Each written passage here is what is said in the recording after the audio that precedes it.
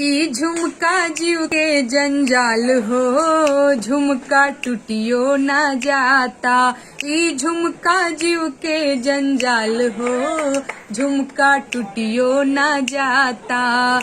एही झुमका पे सखी तीन जने राजी, तीन जने राजी, तीन जने राजी। टोला महला बहनोई हो, झुमका टूटियो ना जाता। ई झुमका जीव के जंजाल हो, झुमका टूटियो ना जाता। एही झुमका पे सखी तीन जने राजी, तीन जने राजी, तीन जने राजी। देवर बलम ननदोई हो, झुमका टूटियो ना जाता। ई झुमका जीव के जंजाल हो,